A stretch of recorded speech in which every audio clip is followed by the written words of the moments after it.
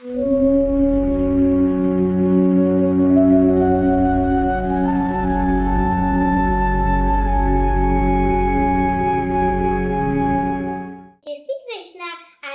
સાંભળીશું એક રાજા અને વૃક્ષની વાર્તા. એક રાજા હોય છે તે તેના રાજમહેલના પ્રાંગણમાં ફરતા હોય છે. મહેલની ચારે બાજુ વૃક્ષો હોય છે. મહેલની બહારથી એક ભૂખ્યો વ્યક્તિ પસાર થાય છે. તે વૃક્ષ પર ફળ જોઈને એને મેળવવા વૃક્ષ પર પથ્થર મારે છે. તે પથ્થર પ્રાંગણમાં ફરતા રાજાને જઈને વાગે છે. ત્યારે રાજા એ વ્યક્તિને પોતાના સમક્ષ હાજર કરવાનું કહે છે. સિપાહીઓ એ વ્યક્તિને રાજા સમક્ષ હાજર કરે છે. ત્યારે રાજા એ વ્યક્તિને સોના મહોરની ભેટ આપે છે.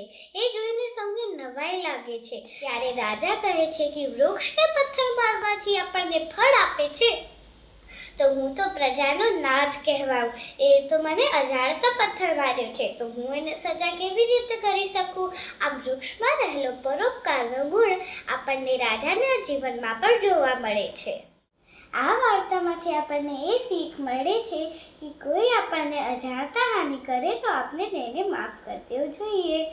જે વૃક્ષ આપણને કોઈ બી આશા વગર ફળ આપે છે, તેમાં આપણે નિસ્વાર્થ ભાવે બીજાને મદદ કરવી જોઈએ. જય શ્રી કૃષ્ણ. લાઈક કરો, શેર કરો, સબસ્ક્રાઇબ કરો.